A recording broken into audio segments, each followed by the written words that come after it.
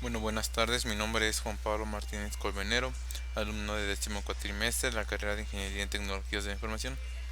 La materia se llama Diseño de Compiladores por mi tutor Ramón Ernesto Garzos de los Santos. Bueno, la actividad 8 es generación de código objeto. Primero vamos a ver qué es un código objeto.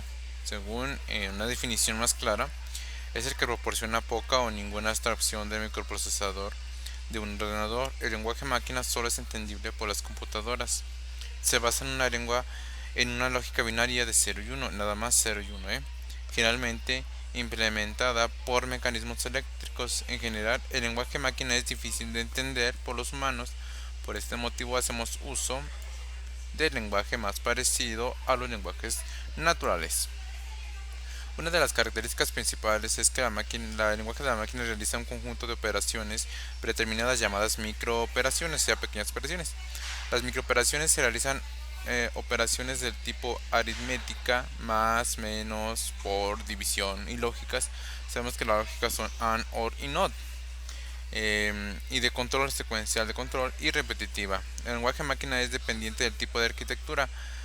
Así, programa máquina para una arquitectura Intel de 86 no se ejecutará en una arquitectura PowerPC de IBM, al menos de manera nativa. Bueno,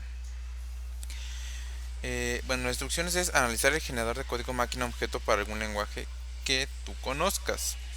Bueno, aquí en la universidad, sabes una idea, casi siempre hemos tenido como por base o por ley el lenguaje Java, porque pues ese como que hemos visto un poquito más a fondo. No hemos visto mucho ni Python ni los demás ni C++. Luego el segundo dice, explica el proceso de desarrollo generando el código máquina objeto o a través de un video. Perdón. Bueno, primero aquí hicimos generación de código objeto. En el código objeto viene siendo lo que viene, bueno, primera parte vienen los registros. Es una pequeña introducción pues para ver de qué se trata cada uno, ¿no?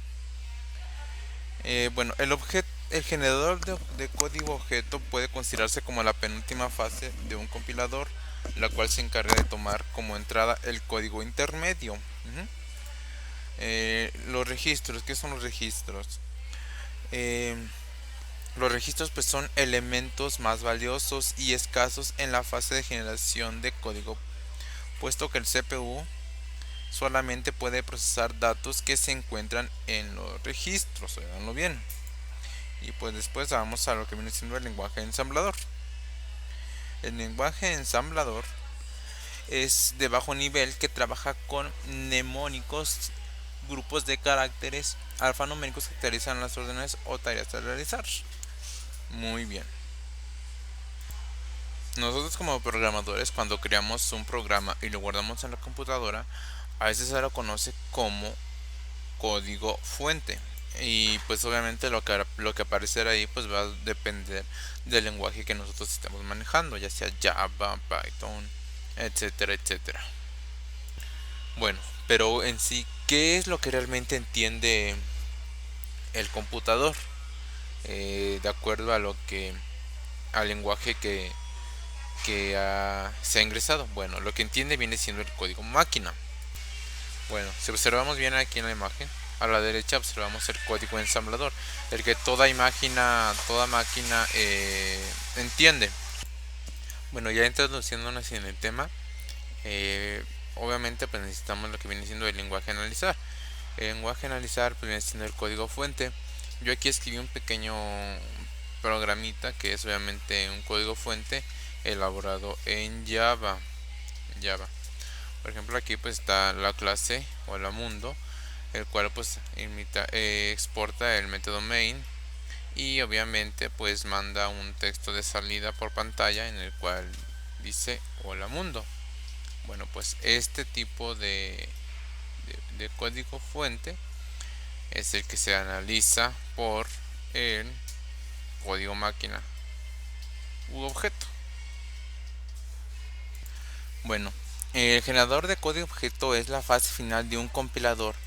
Es la generación de código objeto que por lo general consiste en un código de máquina realizable o código ensamblador.